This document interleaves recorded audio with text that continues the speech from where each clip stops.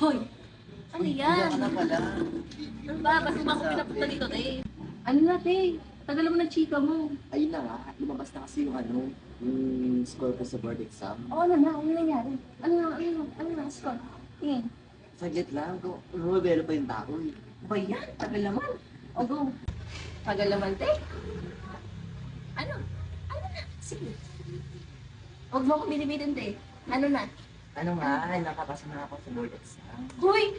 Baliw ka! Seryoso ba? Nakapasa ka sa board exam? Seryoso? Oh my Oo gosh! yan. Nakapasa ka? Nakapasa ka? Nakapasa ka pa na 100%. Hoy, congrats kasi nakapasa ka, te. Ay, sorry. Sorry naman.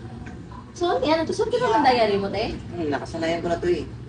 Ay, anyway, may question pala ako, te. Ano yan? So, paano kung, ano mo yun, makausap mo yung batang ikaw, tapos, yung sabi mo na, nakausap mo na noon, ano yung parang sasabihin mo sa kanya? Well, huli niyang tanong sa akin is nung huli ko siyang nakita is kumusta na ako. And now, ang gusto kong sabihin sa batang ako, that we have successfully achieved it.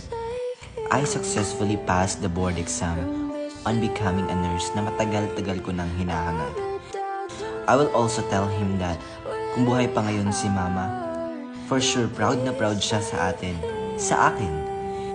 Kahit na sobrang dami mga pagsubok na humahadlang sa akin noon, ay nakamit ko pa rin ang pangarap ko.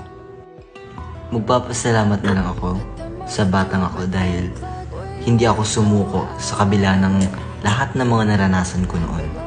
And also, never give up. Always remember na nandito lang kami ng mga friends mo to support you. Just keep fighting and do your best. Yun lang. Dapat naman, te, kaya yan. Baka namang ano.